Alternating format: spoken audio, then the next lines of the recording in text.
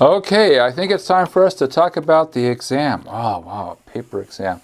Oh, I'm going to miss those days.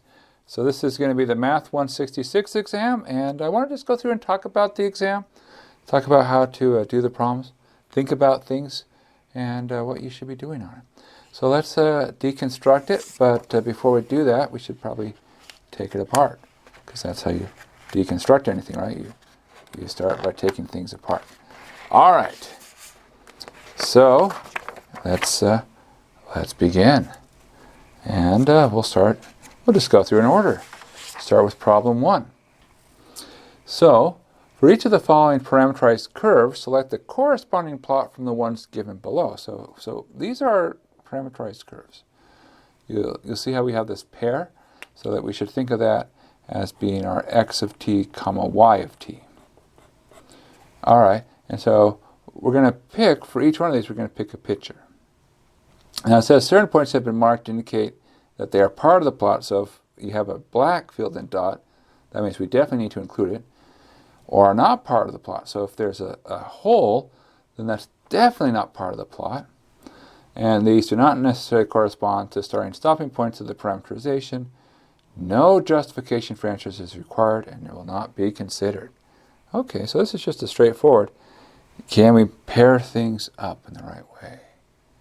Well, let's think about it. Now notice that for these pictures, they're very similar. In fact, the only thing that looks different is the endpoints, whether we include them or not. And this one, it actually has a similar look. In fact, they all look like parts of parabolas. This one looks like it's been turned upside down. And so let's think about it. If we just focus on these three pictures, it seems like the difference comes down to whether or not we include the endpoints or not.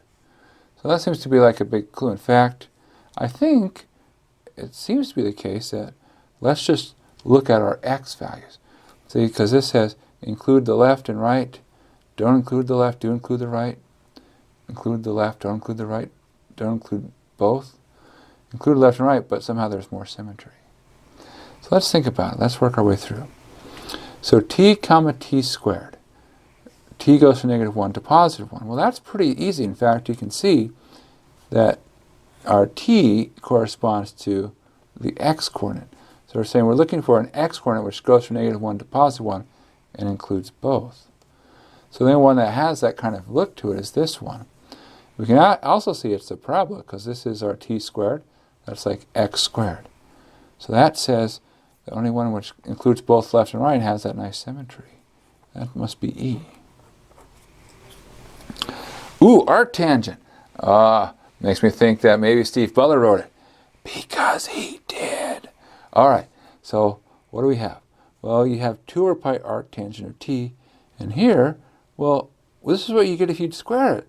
Because if you square 2 over pi, you get 4 over pi squared. And if you square arctangent, you get the square of arctangent. So if we can understand what this looks like, then we're good to go. Now normally, arctangent starts and goes towards this asymptote at pi over 2. So what happens if you scale by this factor of 2 over pi? Well, scale pi over 2 by 2 over pi, and you get a new asymptote of 1. So that we start here and move up to 1.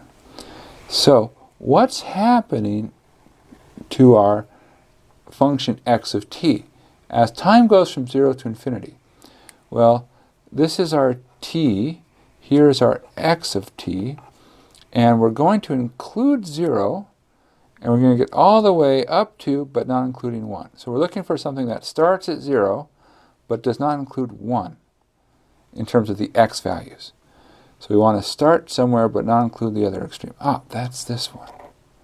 Okay, so that's C. Now you'll notice that after I chose C and I chose E, I didn't cross them off.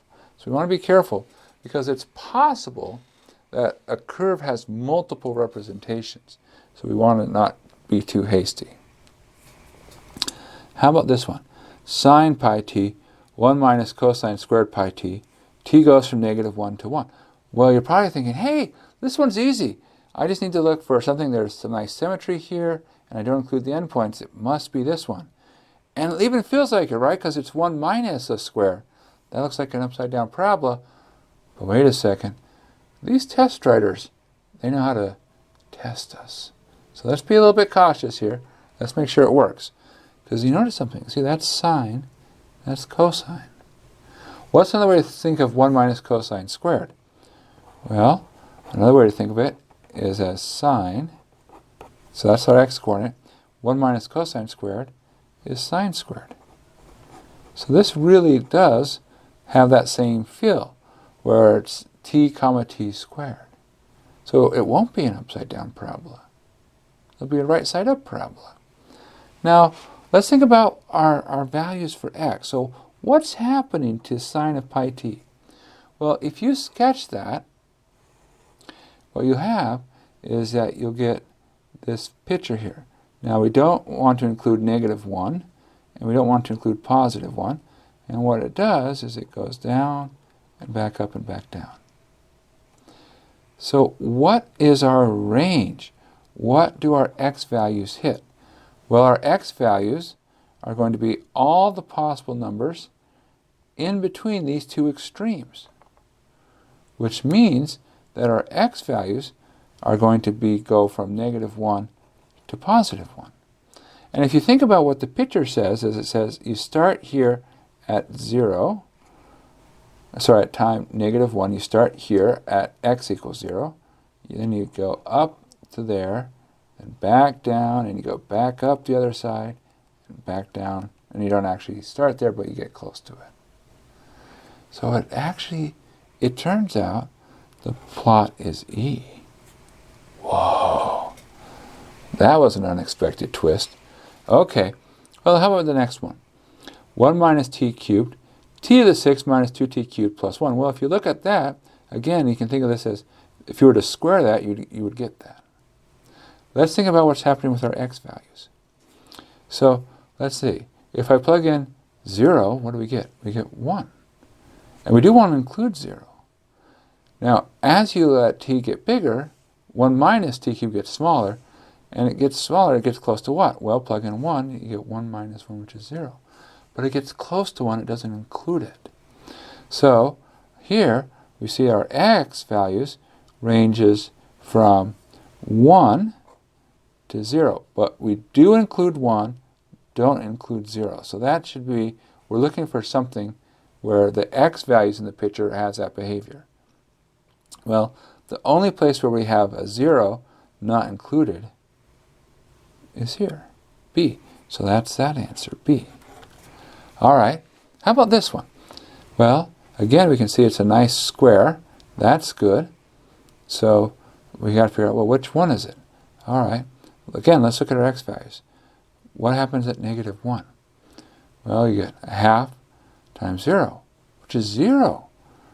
So you start at 0, and we do include it. And then, as you increase t, this expression gets larger. When you plug in t equals 1, you get a half times 2, which is 1. And you do include it. So we're looking for something that goes from 0 to 1, and we include both endpoints. Well, that's this one, because it includes both endpoints, and we're only going from 0 to 1, the positive side. And we have our square. So there we go. E, C, E, B, A. That's the answer. This one turned out to be a little bit more challenging than we were expecting. So I would say if you got all 5 right, then you're in the 1% that did it. 99% did not get all 5 right. But that's okay. We get a chance on the final to redeem ourselves. Okay, number 2. Find the length of the curve y equals natural log x minus 1/8 x squared going from 1 to 3. Simplify your answer. Now there's a couple of things. It's a length. Now there's several formulas for length. What kind do we need? Well, we have y equals a function of x. So we say, perfect.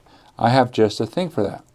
So we're going to integrate from our endpoints, 1 to 3, the square root of 1 plus the derivative squared dx. That's our formula.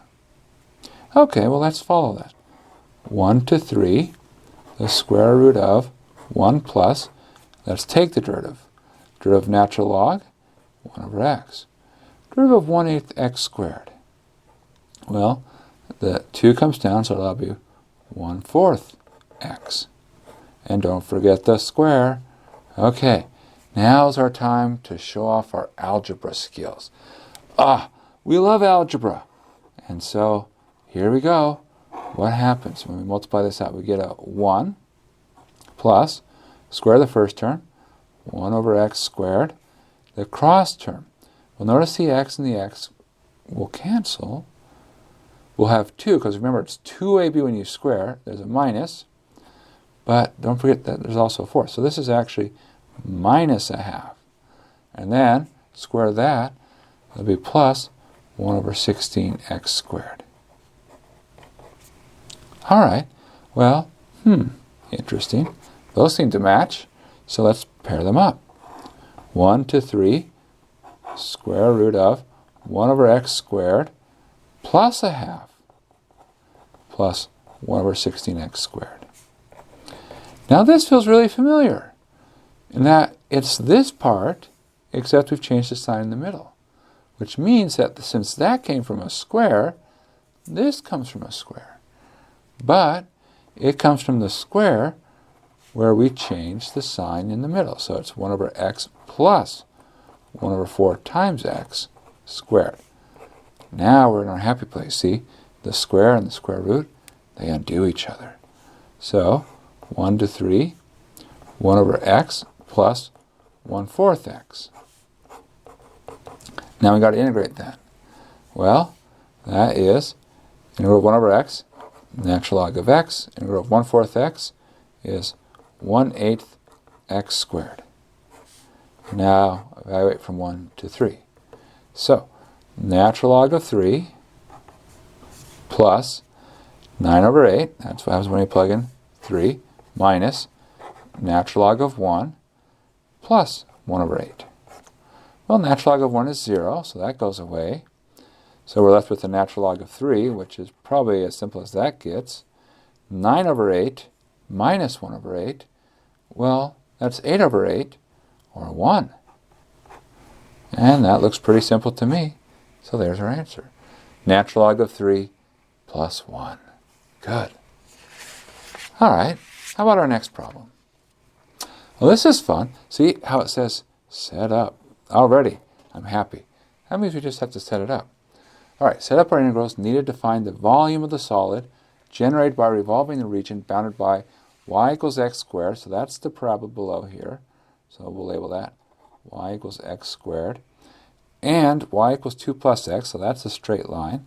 So we'll label that y equals 2 plus x. About the line x equals 3. That's this dotted line here.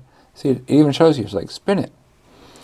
And set up only. Oh, exclamation, exclamation. So they really just want only the setup. So how do we do it? Well, we have to think about 2 different methods, using the shell method, using the washer method. So let's talk about using the shell method. Now, if I wanted to form a shell and I were spinning here, what I'd want to do is I would want to spin a vertical segment. So that says that when you want to do a shell method, you want to have your thing that you're spinning be a nice little tiny thin horizontal strip. So if we have a nice thin horizontal strip, well, that says we're going to have our little downstairs is dx. So we're integrating with respect to x. Now shell method says what? You're going to integrate a to b, 2 pi, and then you have a couple of terms. You have your radius, which is how far you are from where you spin. You have your height, and then you have your thickness.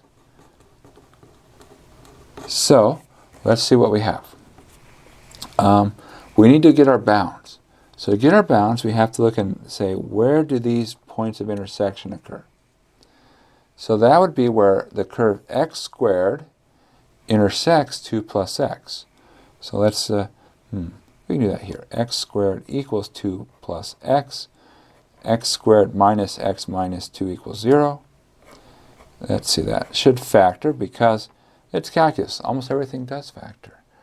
But not only does almost everything does factor, it does actually factor this case. So that says x is 2 and negative 1. So that must be here. This is negative 1. In fact, we can specify negative 1 comma 1 is that point. And then this point over here is at 2. So this is a point 2 comma 4. All right, so there are our points of intersection. So we're going to go negative 1 to 2. The 2 pi is 2 pi. Our radius, well, that is from our x value out to this line x equals 3. So how far is it out to the line x equals 3? Well, it's the difference between 3 and x. Notice that 3 is on the right. That means it's the larger term. So you always take large minus small. So 3 minus x. The height? Well, that's the height between the two curves. And so again, it's large minus small. Top minus bottom. So that's 2 plus x is the top. X squared is the bottom. The thickness? That's your little tiny dx. And the next step is to say we've set it up. And so there's our answer. Now, the washer method. Okay, it's still the same shape, still the same volume. We just have to form a washer. Now, how could we form a washer? Well, if we took a little piece like that and were to spin it, what would we form? Well, the answer is that we'd form a little tiny washer. So, washer says we're going to be slicing up not vertically, horizontally. Okay, so now our little thickness says that's integration with respect to y. So where this was with respect to x, in terms of integration, now we're going to do with respect to y. Okay, as we think about setting this up, so our generic formula is a to b pi. Then you have your outer radius, and that's squared, minus your inner radius, and that's going to be squared. And you have your thickness. But let's be careful here. Look at what's happening. Our slices are horizontal. Something happens here.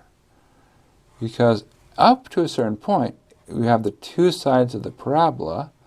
Past a certain point, it's a parabola in the line, which means we're going to need to do those two pieces separately. So this is going to consist of two terms. That's okay. All right, we'll get there.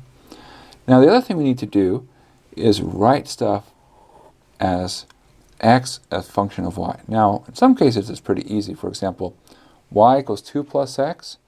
That becomes x equals y minus 2. Well, that was pretty simple. How about y equals x squared? Well, you're going to have x equals the square root of y. But you get plus or minus. So hold on, what happens? Well, square root of y is the place where x is positive. Minus square root of y, that's where x is negative. So, let's we'll work from the bottom up.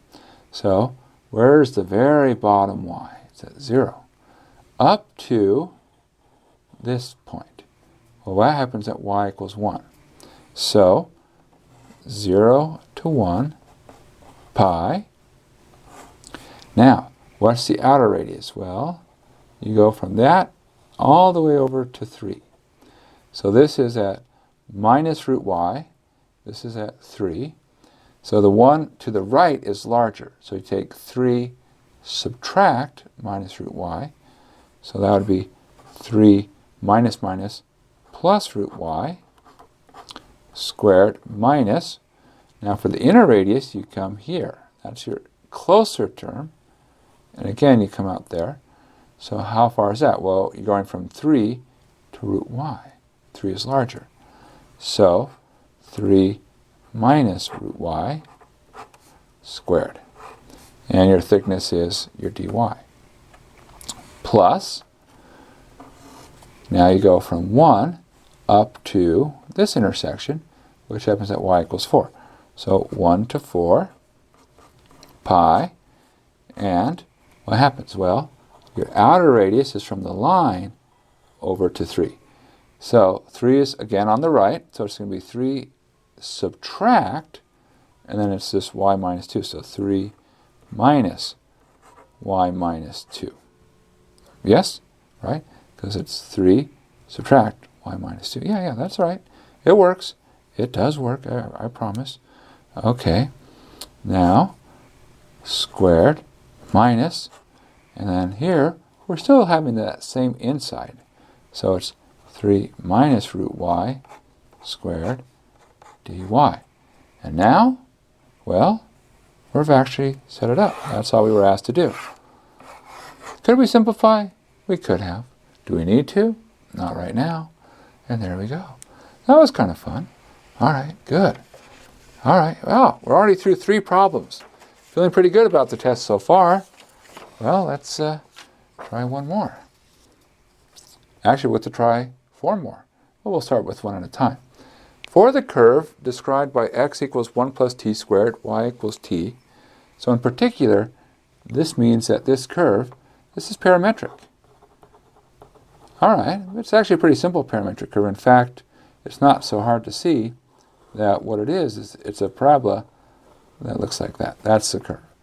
And you can see, because you can write x as a function of y. X equals 1 plus y squared, but we won't worry about that. Find all values c so that the tangent line to the curve at time t equals c passes through the origin. So we're looking for a tangent line that passes through the origin. So looks like there's some tangent line there.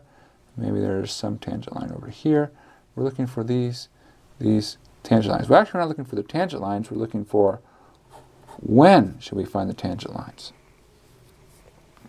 So what do we have? Well, if we're looking for tangent lines, we should look for all possible tangent lines and then just pick the ones that are just right. You know, the sweet spot of tangent lines. So let's just start by reminding ourselves about the slope of the tangent line. So the slope, that's our y prime over x prime. Rise over run. Now, what's the derivative of y?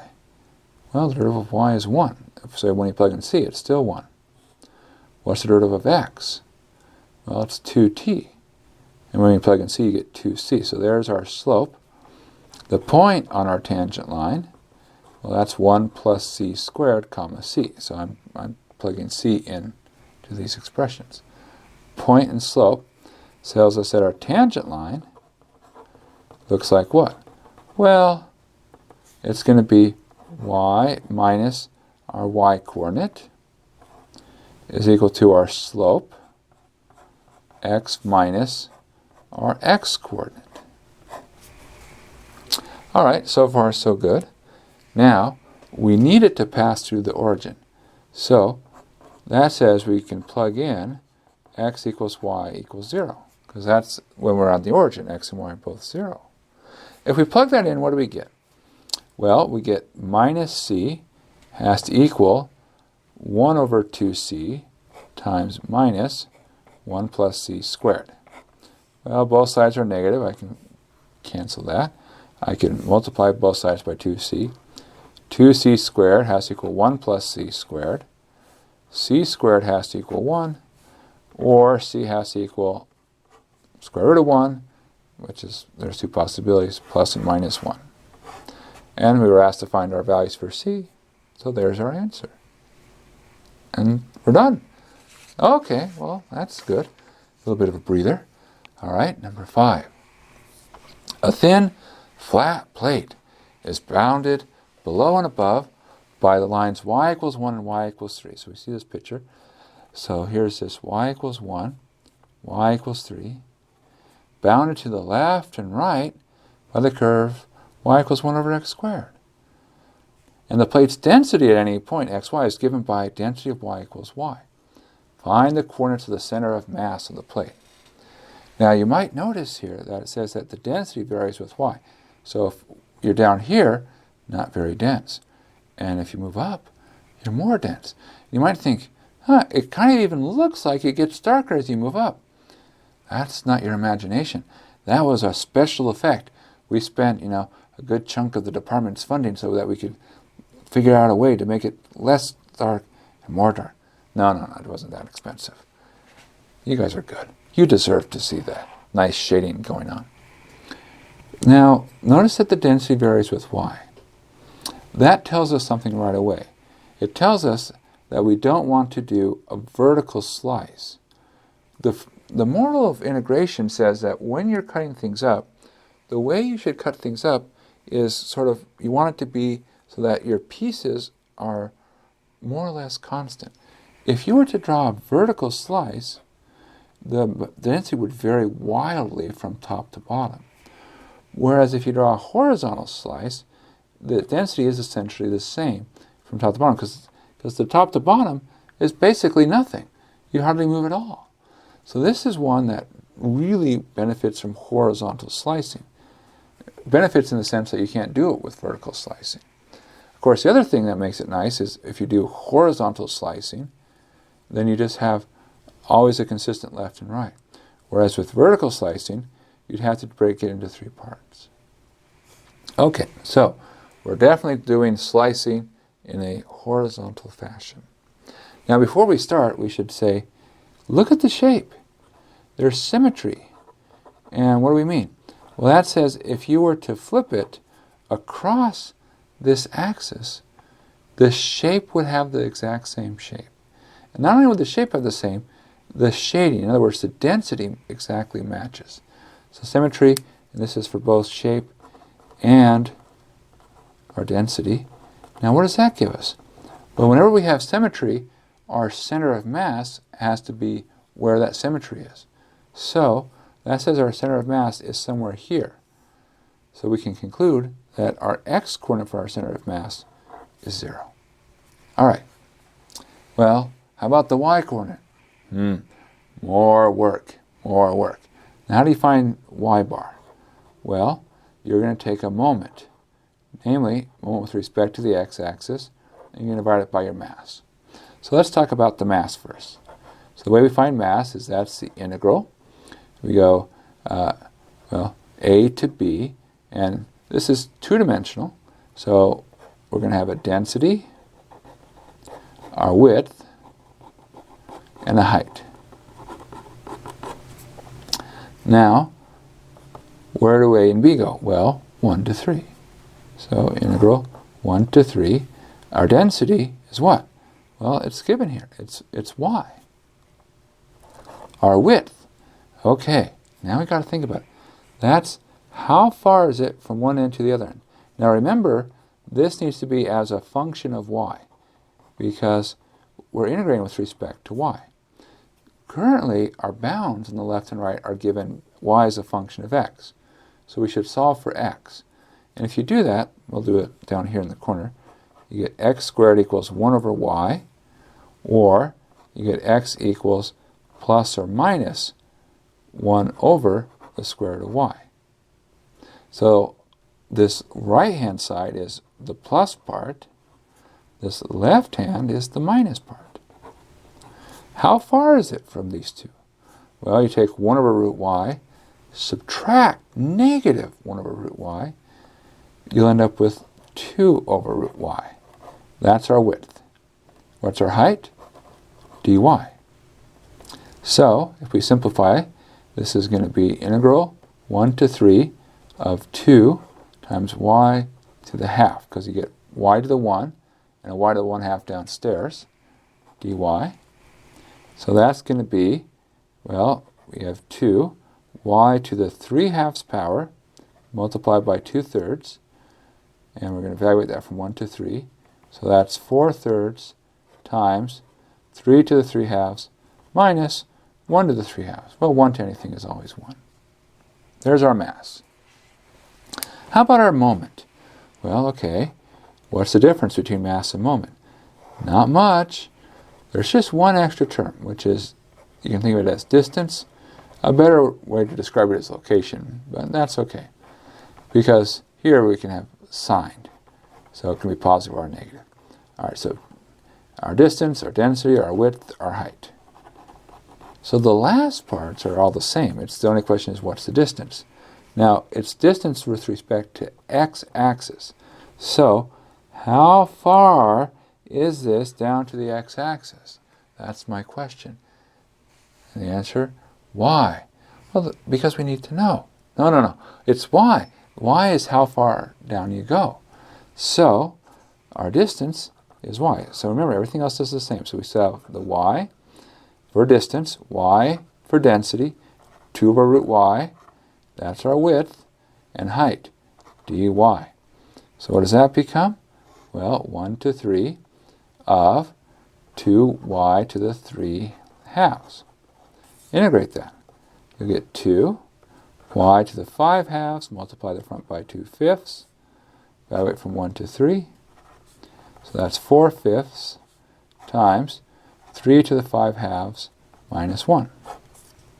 So we get that y bar, that's the ratio of 4 fifths, 3 to the 5 halves minus 1. Divide that by 4 thirds, 3 to the 3 halves minus 1. Now you can clean things up. The 4's cancel. We can move the 5 downstairs, move the 3 upstairs, and say this is 3 to the 5 halves minus 1 divided by 5 times 3 to the 3 halves minus 1. Now we already found x bar. Here's y bar. Put them together and we get our answer. 0, comma, 3 times 3 to the 5 halves minus 1 divided by 5 times 3 to the 3 halves minus 1. There you go. Now you might wonder, that's kind of a weird number, and sometimes it is. Where does it fit? What do you think? Well, if you were to compute this out, I believe, I cheated, I used a calculator, but I think it comes to about 2.08. Well, that says between 1 and 3, it's halfway is 2, you're just barely a little bit above. Not much, just a little bit. And, well, we did the work. We know exactly where it is. Don't have to guess. We know. And knowing is pretty good. It feels nice to know things. Number 6. Oh, we're getting to those really big numbers, right? 6, 7. That must mean these are the fun problems. Find the area bounded by r equals 3 cosine theta. So that looks like this one here. And r equals secant theta minus cosine theta, which looks like that one there. Now, some people have said, hey, isn't this symmetrical? And the answer is no. See, this 3 cosine theta, if this were symmetrical, then this curve would have to look like a circle. Does it look like a circle? It does not. So that means not symmetrical. Well, what does that mean? Well, more work. We like more work. Now, what should we be interested in? Probably we should be interested in where's that angle where they intersect. So, coming here, where's that angle? Well, so that's when the curve secant theta minus cosine theta would be equal to 3 cosine theta. Well, secant theta is 1 over cosine theta. And if I move this across, that would become 4 cosine theta. And we can do a little bit of rearranging here. So, for example, multiply by the cosine, divide by a fourth. We get a fourth should equal cosine squared theta, or we're looking for where cosine theta equals a half. Well, cosine theta, oh, there we go. That's our angle. This should be at pi over 3. All right, well, that's good for us to know. Very useful if we're going to solve this problem. Okay, so theta equals pi over 3. Now, all right, now what? Well, what are we going to do? Well, we really should think of this as 2 parts, because there's this first part below pi over 3, and, well, where do we start? Well, when does secant theta minus cosine theta equal 0? Well, that happens at this angle. Theta equals 0, because you'll get 1 minus 1. So from 0 to pi over 3, we're going to go out to this first curve here. Secant theta minus cosine theta. Now, after pi over 3, we switch curves and we start going to the circle-looking curve. When do we stop? Well, when we come back to 0. That's when cosine theta equals 0. And that's going to happen here at pi over 2. So, in general, we have that the area is integral alpha to beta of 1/2 our function of theta squared. Now you might say, wait. Shouldn't it be function squared minus other function squared? Well, it would be if we were doing an area between curves. But we're not going from one curve to another curve. We're always going out from 0 to the curve. And so from 0 to the curve says it's just a function squared. So for us, what's our area going to be? Well, it's going to be 2 pieces. So we're going to go from 0 up to pi over 3. Then we're going to take 1/2, and we're going to go out to the first curve, which is the secant theta minus cosine theta squared. Plus, now from pi over 3 to pi over 2,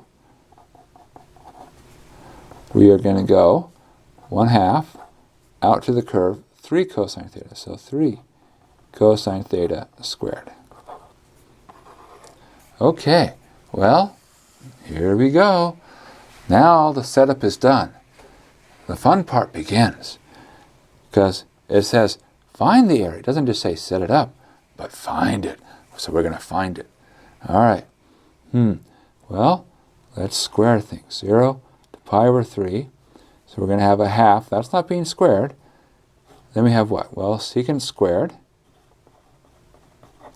Then we have secant times cosine. Well, that's actually pretty good. See, secant is 1 over cosine. So when we take secant times cosine, we just get 1. And now, don't forget the minus, so it's going to be subtracted. And because it's the cross term, it gets doubled. So it's really a -2. And now, the last part is plus cosine squared. Plus the second term, pi over 3 to pi over 2. Square things. The 1/2 doesn't get squared, but the 3 does. So that's going to be 9 over 2 cosine squared theta d theta. Now, the secant squared, we like. The -2, we're good with. Cosine squared, yeah. But we've memorized our identities because we thought we might need something like cosine squared. Cosine squared is 1 plus cosine 2 theta over 2. All right. So let's clean this up. 0 to pi over 3, we'll multiply through this root. So we have 1/2 times secant squared. So 1/2 secant squared. 1/2 times -2, -1. Then 1/2 times another 1/2 times 1 plus cosine 2 theta. So this is my cosine squared theta term. d theta. And pi over 3 to pi over 2. Then what do we have? We have again 9/2 times 1/2 times 1 plus cosine of 2 theta d theta. So, one last round of cleanup and then we'll integrate. 1/2 secant squared theta, we're just copying that down. Now notice what we have here. We have 1/4 times 1, which is 1/4, -1. So put those together, you get -3/4. And then you get plus 1/4 times cosine 2 theta. So 1/4 cosine 2 theta. Plus, all right, here, pi over 3, pi over 2, 9/4 times 1 plus 9/4 cosine of 2 theta. All right, good. We're ready. We're ready to begin our integration, which is good. We don't have a lot of space, so hopefully these are easy things to integrate. All right, let's think about it. Integral of secant squared, tangent. Integral of 3/4, 3/4 theta. Integral of 1/4 cosine 2 theta. Well, the integral of cosine is a positive sign. And now we have to compensate for that 2. So divide by 2. So if we had 1/4, it becomes 1/8. And we're going to evaluate that 0 to pi over 3 plus 9/4 theta. And then here, integral cosine is still sine. 2 theta, divide by the 2. So 9/4 is now 9/8. Pi over 3 to pi over 2. Okay, let's evaluate. So we get 1/2 tangent pi over 3 minus 3/4 times pi over 3, whatever that turns out to be, plus 1/8 sine of 2 pi over 3.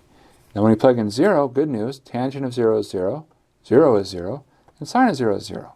So, yay, good news. That's it for the first term.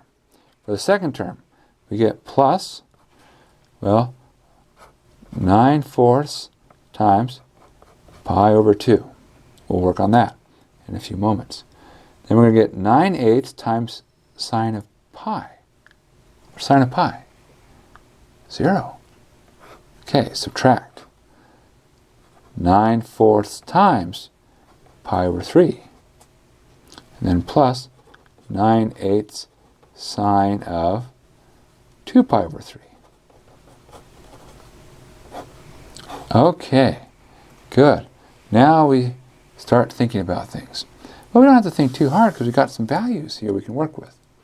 So for instance, suppose I wanted to know what tangent of pi over 3 is. Well, I know what sine of pi over 3 is, and I know what cosine of pi over 3 is. So if I divide the sine by the cosine, it's the halves that cancel, which means that this term is root 3. How about sine of 2 pi over 3? Do we know what that is?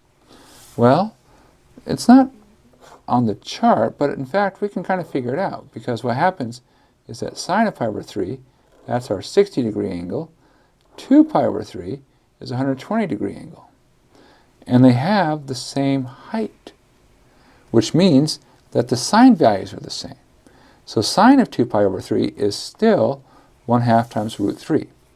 So we still have a 1/2 times root 3. And that's over here, a 1/2 times root 3. So let's gather our terms together. First off, let's look at our root 3 terms. We have a 1/2 here. Okay, then we have 1 over 8 times 1 over 2. So that looks like 1 over 16. And then we have a minus 9 over 8 times 1 over 2. So that's minus 9 over 16. All right, we'll think about this and we'll come back to that one. So that's all our square root of 3's. How about our pi's? Well, what do we have here? The 3's cancel, so we really have minus 1/4. That's the pi. We've already grabbed those terms. This is 9 over 8. So plus 9 over 8. And one more pi term. 9 over 12? Yeah, 9 over 12. Minus 9 over 12. Okay. Well, let's see. We get 8 over 16 plus 1 over 16 minus 9 over 16. Whoa. 9 minus 9 makes this 0. So that term goes away. Nice. Nice. All right. How about here? What do we have? Pi. We have a common denominator would be what? Well, it looks like the common denominator should be 24. So we get minus 6 over 24. And then we have plus 27 over 24. And minus 18 over 24. All right, because we've got a double. So that's what? Pi times, well, if I take 27 and then I subtract 24, that would be 3 over 24. Well, 3 goes into 24, which leaves us with a final answer of 1/8. 1/8 pi. Good. Beautiful answer. All the square root of 3 terms cancel. All the pi terms combine together in a nice way. Now you might be wondering, really? You got to do all that work? But the thing is, pretty much after you do this substitution, there's about 3 or 4 points left here. There's a lot of points up here, which didn't involve a lot of work. So, do the setup. Focus on the setup. There's still a lot of points. Beautiful answer. Beautiful answer. Would not have thought it would have been that nice when I started. All right, number 7. A tank has the shape where the lower portion is a hemisphere of radius 3 feet. So that looks like this lower portion. Ooh, look, even looks kind of 3D with that little dot in there. The top portion is a cone with a height of 8 feet. And currently the tank is filled with a fluid with the density of 80 pounds per feet cubed, and the tank is filled to a depth of 9 feet. So it's not filled all the way to the top, only up to the level of 9 feet. The tank will be completely emptied by pumping out the fluid to a level 2 feet above the top of the tank. So that dotted line, that's where we're shooting for. And now, set up, but do not evaluate, the integral, or possibly integrals, to compute the total work done in emptying the tank. Cool. All right. So let's think about this problem. Well, it's a pumping problem, but really it kind of even suggests something here. See how it says integrals? Maybe we should think about really splitting it up into 2 parts, which is this bottom part, which is let's pump out this bottom sphere, and then let's pump out the cone. Of course, in practice, you really pump from the top, so that's, but we'll split into 2 parts. Now, if we're going to split this into 2 parts, we need to sort of start by saying, where do we put our coordinate system? This is always one of the most important questions. Where should you put 0? You have lots of choices. You could put 0 here to where you're pumping to. You could put 0 at the tip. You could put 0 at where the water level begins. You could put 0 at the dividing. You could put 0 at the bottom.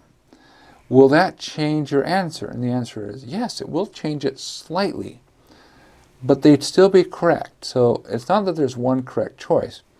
Now, I'm going to choose to do it here. This is the y equals 0 mark. The reason I want to choose to do it here is because this will be the center of a sphere.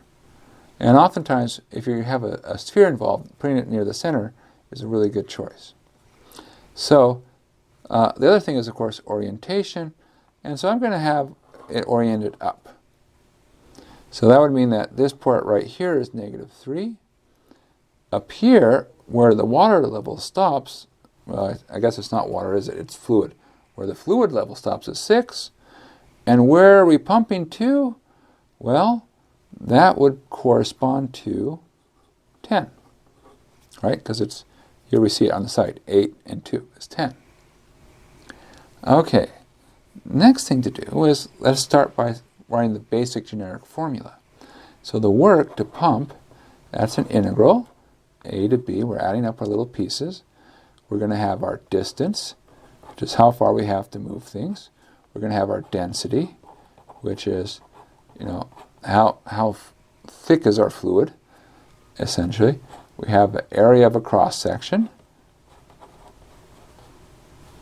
And then the last part we have is a little bit of thickness. Now the good news is that a lot of these things are always going to be consistent.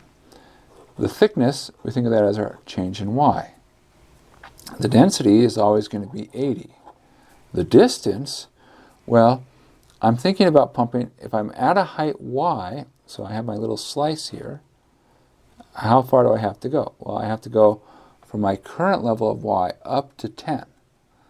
So the distance I have to go, 10 minus y. All right. So those parts are always going to be the same. This part is the one we should work on. So let's talk about our cross-sections. Well, if we look at our cross-sections, whether we're up here or whether we're down here, what are the pictures? They're always circles. So it's always going to be pi something squared, where this is our radius. So let's figure out these radiuses. So we have to do the top and the bottom. We'll start with the top, just top down. Why not? So we're going to take a slice straight through the middle. So here we see a slice. And we have what? Well, I'm going to cut it exactly in half. This distance here is 3. It's the radius down here. This height is 8. That's how high the cone is. Now, this length is r. That's my radius that I'm going to spin around. So, if I think about this triangle, will be similar to that triangle. So what I need to figure out is how far is it from the tip down to there. So let's be careful here. So this bottom of the triangle would correspond to y equals 0. This level here, so this is y equals 0. This is my arbitrary y. And the top of the cone is at y equals 8. So that this distance here is 8 minus y. So what's the conclusion? Well, we have a pair of similar triangles, and so the ratios have to match. So that is to say that 3 is to 8 is the same ratio as the radius is to 8 minus y. Or, put another way, r is 3/8 times 8 minus y. Now, you should always check to see if this is reasonable. And the way you check is check the top and bottom. At the bottom, that's y equals 0. So plug that in, you get 3/8 times 8, which is 3. Okay, that matches the picture. At the top, y equals 8. 3/8 times 8 minus 8, well, that's 0. That matches the picture, because at the top, you're at a point, no radius. So that is our radius that will go right there. Now, the bottom. Okay, that's the circle. Again, slice. We see a circle here. And so, what do we do? Well, we're going to say we've gone down. And how far have we gone down? Well, this distance here is, it's y. Of course, y can be a negative value. That's no problem. This distance here is r. And this distance is the radius of the sphere. So when I talk about r, it's the radius of when we spin around. Radius of the hemisphere, excuse me, not sphere, hemisphere, is 3. So, well, Pythagorean theorem says that r squared plus y squared equals 9, or r squared equals 9 minus y squared. Now again, just see if that makes sense. If y equals negative 3, you'll get 9 minus 9, which is 0. If y equals 0, you get 9 minus 0, which is 9, which means r is 3. So it matches the picture. All right, now we're ready to put it all together. So we're going to say that our work is, let's start with the bottom. So the hemisphere goes from negative 3 to 0. So negative 3 up to 0 of, and these pieces are the same, so it's 10 minus y times 80 times pi radius squared. So we're in the hemisphere, so radius squared is 9 minus y squared, and then our thickness is our dy. Okay, so that's, again, this is our hemisphere. That's what we just computed. That's the work to empty that out. Plus, now the cone, 0 up to the water level, which is 6. These pieces, these 3 pieces are the same. So it's still 10 minus y, 80. It's still pi, but now our radius, which we're going to square, that's 3/8 times 8 minus y squared, and then our thickness is still dy. And that is our cone.